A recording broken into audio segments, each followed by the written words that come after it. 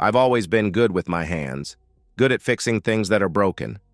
But some things you don't fix. You replace them.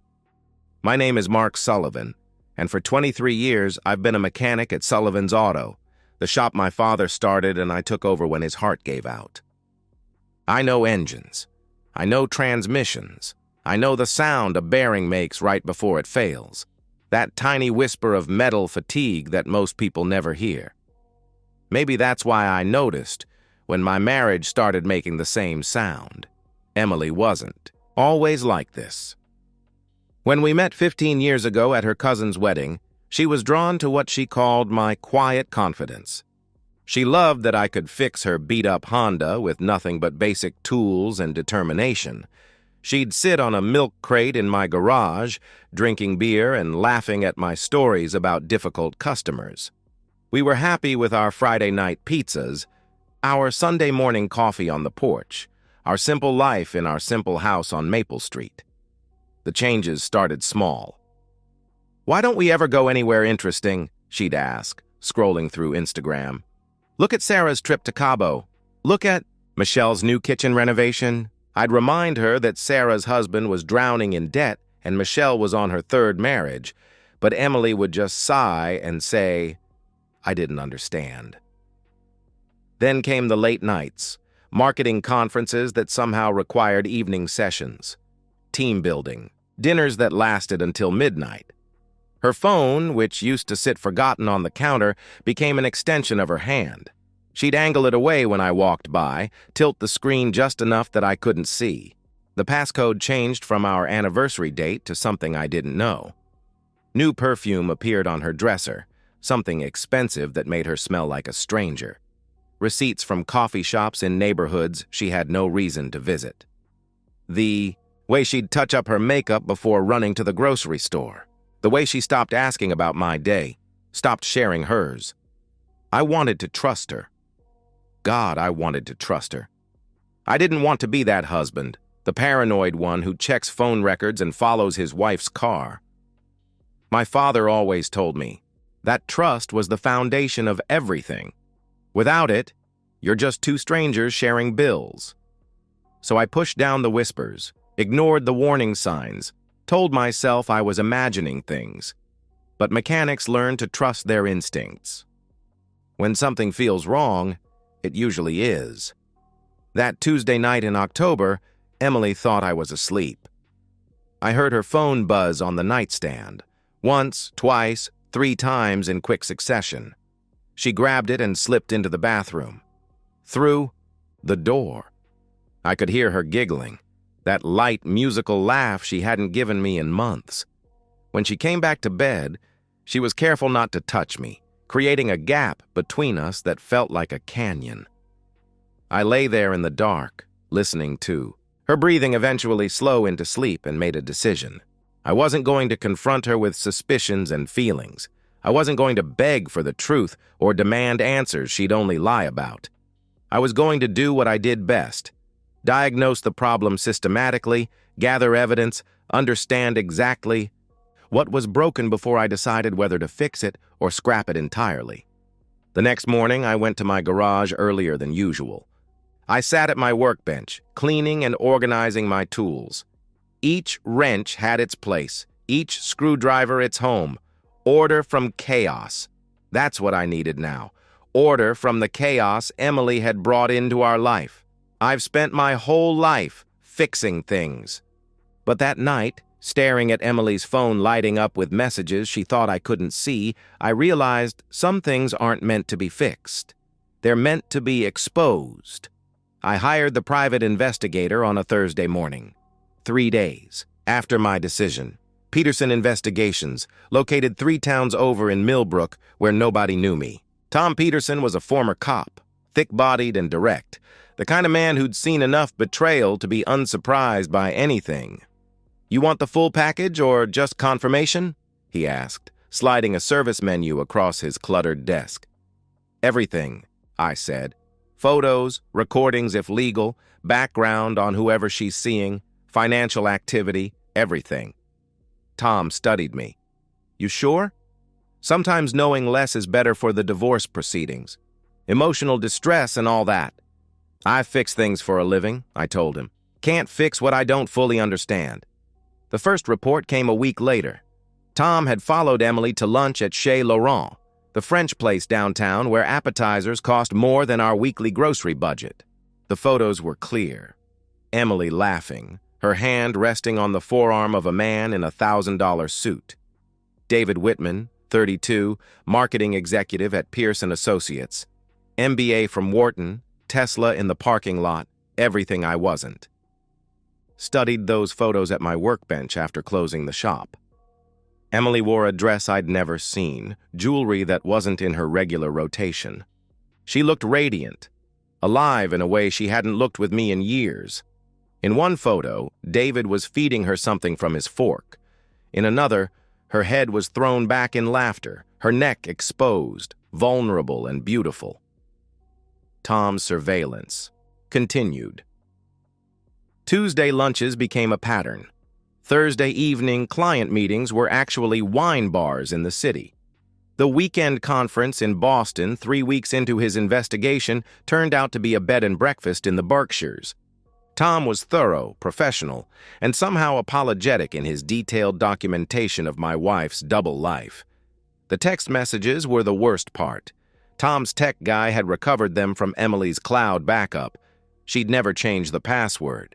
From when I'd set it up years ago. David. Can't stop thinking about last night, Emily, me neither.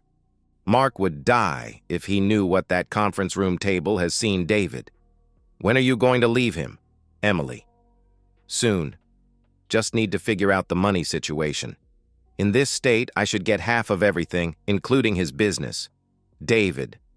You deserve so much more than that grease monkey, Emily. He's not a bad man, just small. Small dreams, small life. I need more grease monkey. 15 years of marriage, and I was a grease monkey with small dreams. I organized everything methodically. Photos sorted by date and location. Text transcripts highlighted for relevance. Financial records showing charges. At hotels during supposed girls' nights. A timeline of lies, each one documented and verified. The strangest part was how calm I felt. No rage, no desperate sorrow. Just a cold, clear understanding that the woman sleeping beside me each night was a stranger wearing my wife's face. She was planning to destroy me financially while painting herself as the victim. The small-town mechanic's wife who deserved better. I researched divorce law obsessively. In our state, adultery didn't automatically affect asset division, but it could impact alimony. With enough evidence of financial deception and planning, I could protect the business my father had built. But I needed Emily to make a mistake, to be caught so thoroughly that no lawyer could spin it in her favor. Tom called on a Tuesday evening, 6 weeks after I'd hired him, while Emily was at another client dinner. Your wife's getting careless, he said. What? I asked. Whitman's been to your house, he replied. What? Twice. During your work hours. Neighbors might have noticed the Tesla, he explained. I sat in my empty kitchen, processing this violation. Our bed. She'd brought him to our bed. There's more, Tom continued. Whitman's married. Wife doesn't know. Might be useful leverage. Send me everything, I said. That night, I watched Emily come home, slightly drunk, humming to herself. She kissed my cheek absently and headed to shower. I heard her phone buzz from the bathroom counter, heard her laugh, heard her whisper, I love you too, to someone who wasn't me. Emily thought she was so clever, so careful. But mechanics know something most people don't. Every machine has a breaking point. And I'd just found hers. The idea of a second honeymoon came to me while I was rebuilding a transmission. Sometimes, to fix something properly, you have to take it completely apart first, lay every piece on the table, and see how they've worn against each other. I started my performance on a Sunday morning, 2 months after hiring Tom. Emily was drinking. Coffee, scrolling through her phone with that distant smile that meant she was texting David. I sat down across from her, reached for her free hand. "We need to talk," I said. Her face went pale. The phone clicked silent. "About what?" she asked nervously. "About us. We're drifting, Em. I can feel it." The relief that flooded her features told me everything. She thought I was oblivious, just finally noticing the distance she'd created. I felt it too," she admitted. "I want to fix this. I've been thinking, what if we went away? Just us, like a second honeymoon." I watched her process this, the guilt flickering across her face, followed by calculation. Could she do this without arousing suspicion? Would it buy her more time to plan her exit? "Where would we go?" she asked, carefully. "I found this cabin, up in the Berkshires, completely off-grid, just mountains and forest. No distractions, just us, figuring out how to be us again."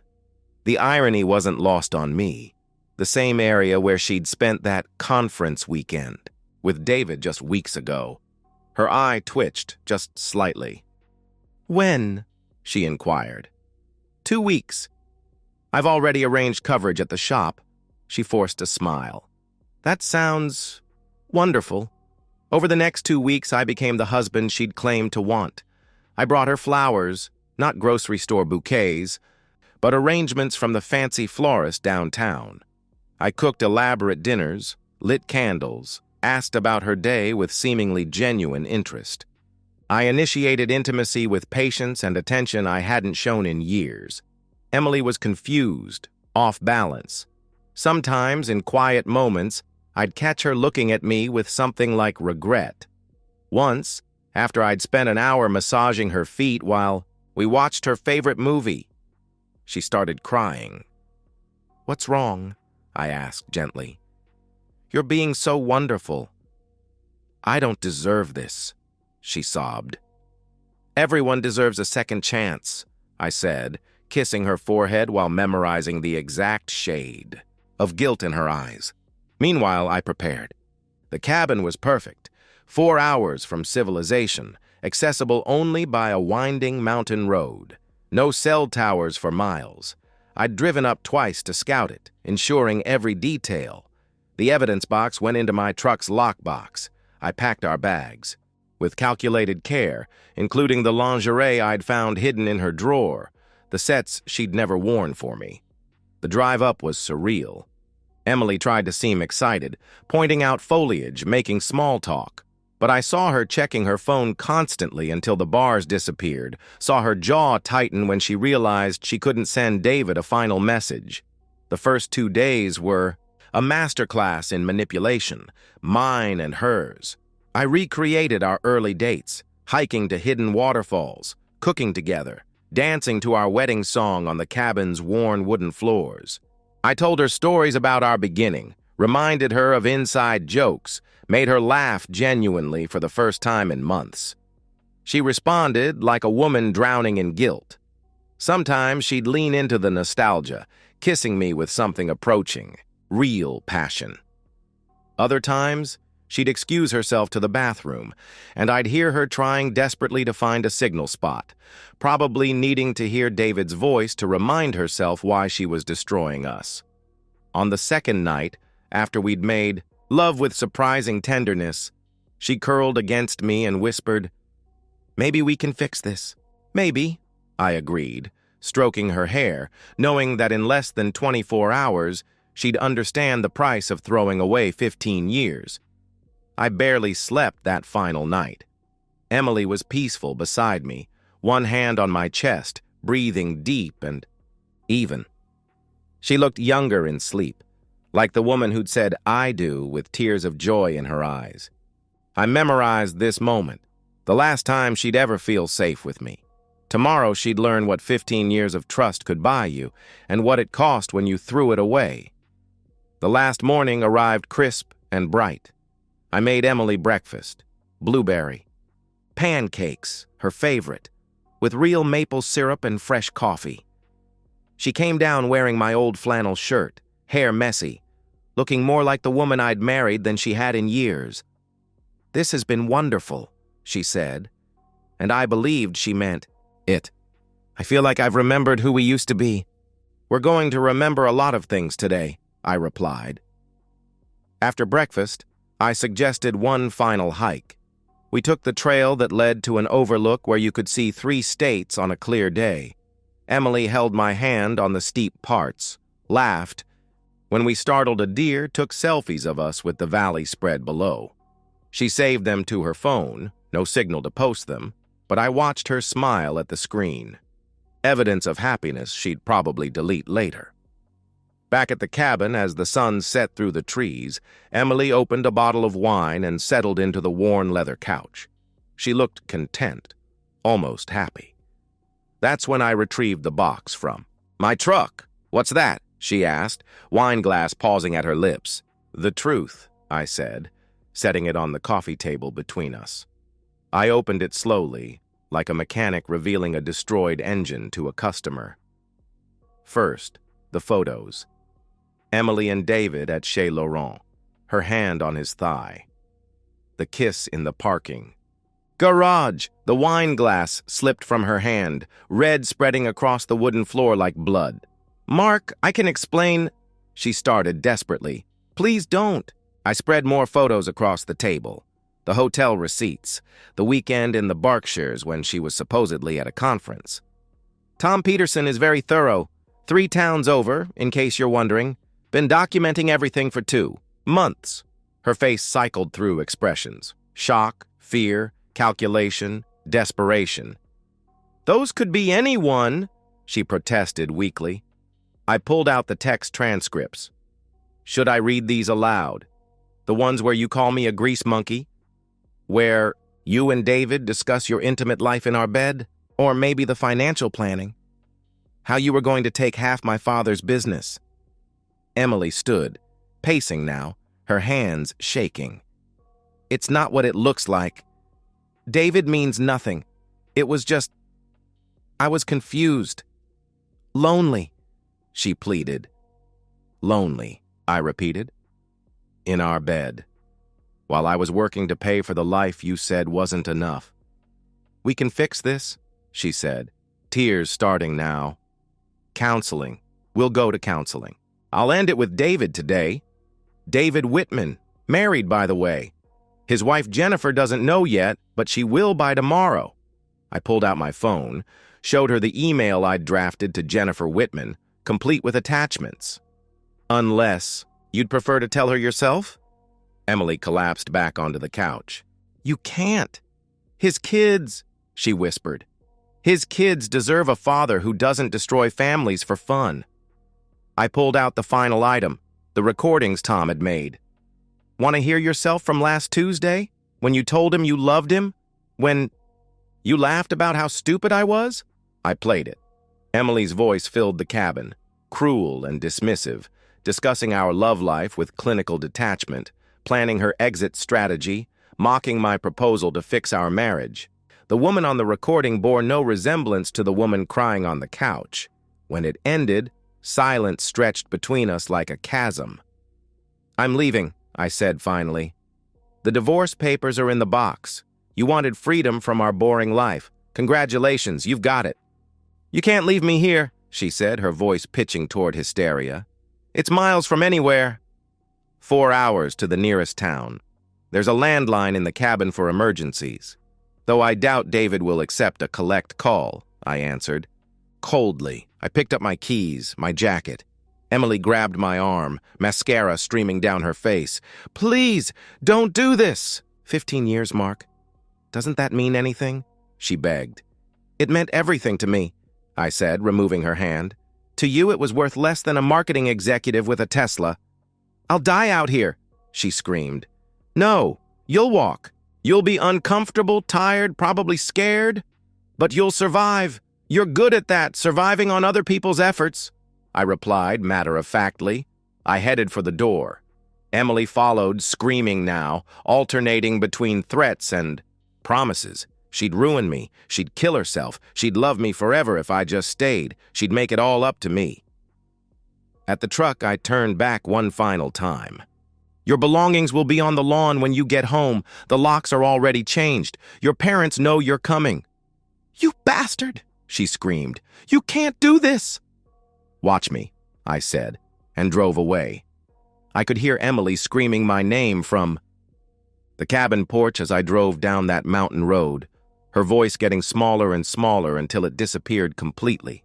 For the first time in months, the only sound in my truck was the engine running smooth and strong, exactly the way it should be. The drive home was 4 hours of pure clarity. I stopped at Murphy's Diner halfway back, ordered coffee and apple pie, and called my lawyer from the parking lot. With the evidence I'd gathered, he assured me, the divorce would be straightforward. Emily's adultery, combined with proof of financial deception, meant she'd have no claim to the business, minimal alimony, if any. She'll fight, he warned. With what? I asked. She's got no money for a lawyer without me, and no lawyer will take her case on contingency once they see the evidence. At home, I worked methodically. Emily's clothes went into garbage bags, not maliciously, just efficiently. Her jewelry, her photos, her collection of romance novels that had probably given her ideas about David being her soulmate. 23. Bags total, lined up on the lawn like soldiers. I changed the locks myself. I'm a mechanic, after all. Hands that can rebuild an engine can certainly handle a deadbolt. I forwarded her mail to her parents' address, canceled her credit cards. On our joint accounts, removed her name from the utilities. Surgery, precise and clean. I took the week off work, knowing Emily would eventually make it home, and I wanted to be there for the final scene. Her parents called that evening. Her father, Bill, started angry. What the hell did you do? Emily's missing. She's at the cabin in the Berkshires. There's a landline there for emergencies. She chose not to use it. I interrupted calmly. You left her? He demanded. I left an adulteress who was planning to destroy me. Would you like to see the evidence? I countered. Silence. Then, we'll go get her, he said quietly. I'd wait. Let her walk out on her own. She wanted independence. This is what it looks like, I advised. 3 days. That's how long it took Emily to make it back. I learned the details later from neighbors who'd watched the drama unfold. She'd tried walking the first day, made it maybe 5 miles before turning back. The second day, she'd conserved energy, probably hoping I'd return. The third day, desperation drove her to walk the entire distance, arriving at the nearest town, filthy, exhausted, and humiliated. Bill picked her up at a gas station. The owner told me later she looked like a homeless person, hair matted, designer. Clothes torn and dirty, makeup long gone. She'd cried the entire drive home, apparently, while her mother sat in stony silence.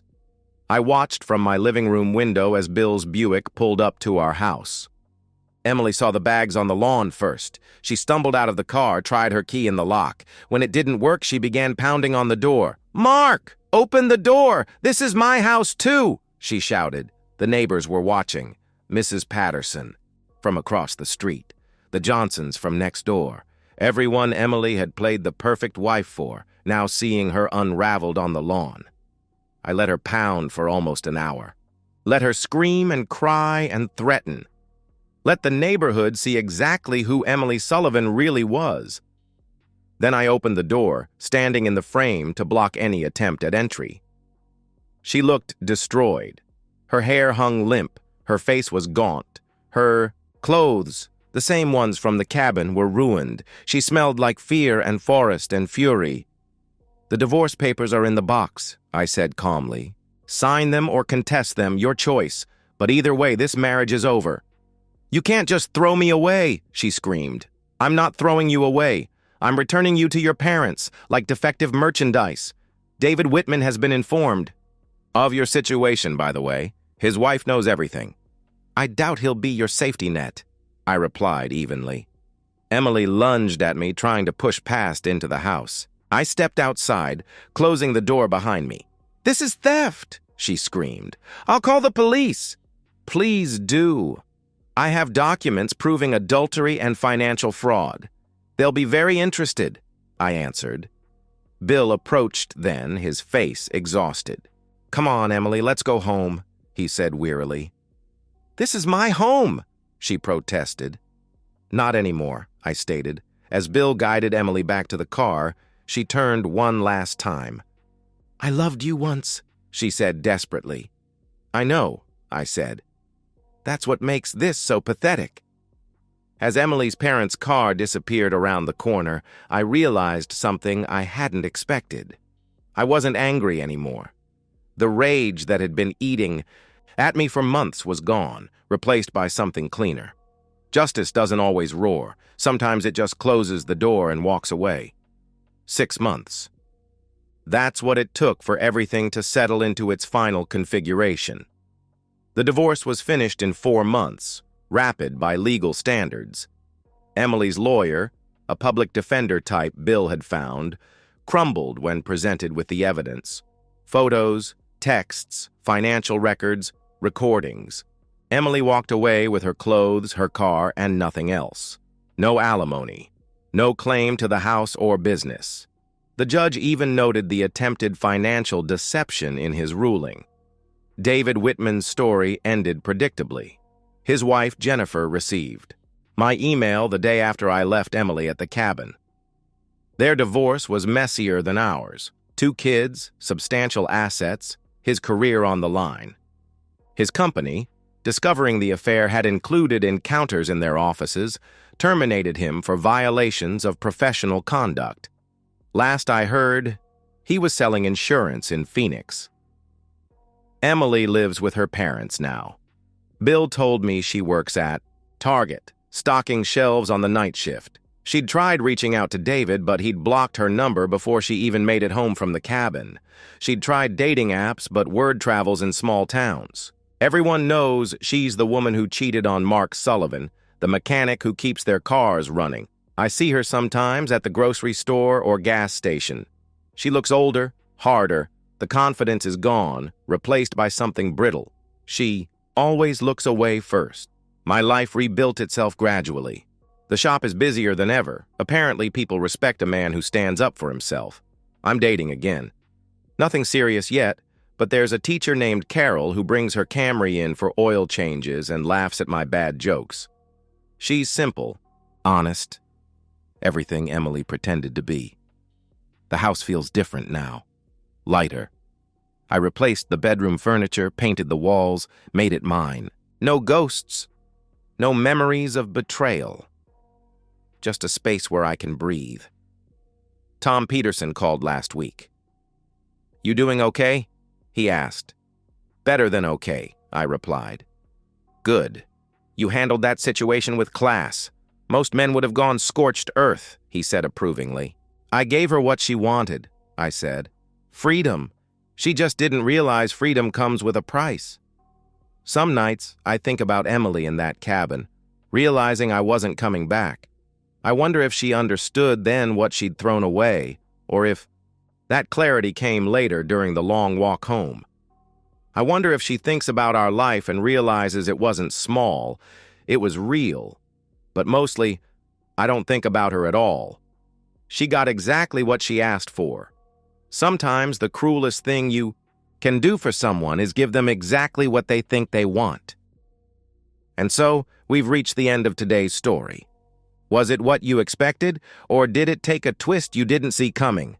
I'm curious to hear your thoughts. Share them in the comments below, and let's get a conversation going. If this story kept you hooked, make sure to hit that like button. And if you're new here or just haven't subscribed yet, now's the perfect time to join our community. I bring you fresh, captivating stories every day, so click that subscribe button and turn on notifications so you never miss out. Thanks for watching, and I'll see you in the next one.